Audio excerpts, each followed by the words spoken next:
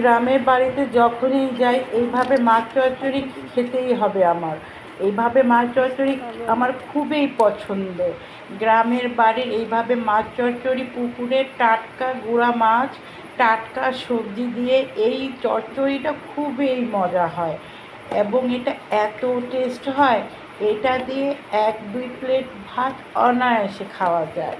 আমি তো সব সময় গ্রামের বাড়িতে গেলে এই মাছ চচ্চড়িটা খাবই। এই যে কত সুন্দর করে সবজিটা মাখাচ্ছে, এই যে মাখানোর মধ্যে আসল স্বাদটা লুকিয়ে থাকে আমার মনে হয়। এত সুন্দরভাবে মাখায়, এটা শুধু মাখাচ্ছেই তো মাখাচ্ছে। অনেকক্ষণ মাখানোর পর দিয়ে দিল খাঁটি সরিষার তেল। খাঁটি সরিষার তেল দিয়ে আবারও মাখাচ্ছে।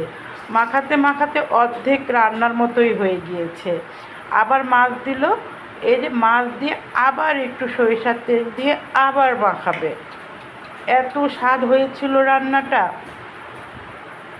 এই যে আবার মাখাচ্ছে, আবার সরিষার তেল একটু দিয়ে আবার সুন্দর করে মাখিয়ে নিচ্ছে। এই রান্নাটা নাকি মাখানোর উপরেই মজা হয়, যে যত সুন্দর করে মাখাবে ততই নাকি রান্নাটা টেস্ট হয়।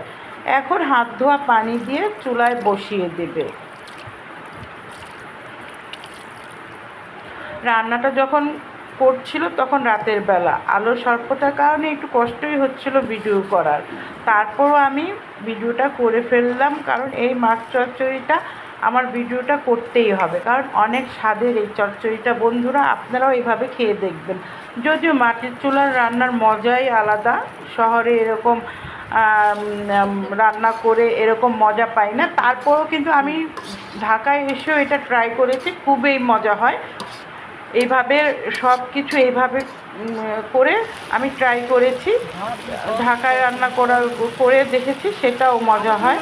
এই যে এরকম পোড়া পোড়া হবে, নিচে অনেকটুকু একটু লেগে লেগে যাবে, সেটাই টেস্ট। দেখুন বন্ধুরা।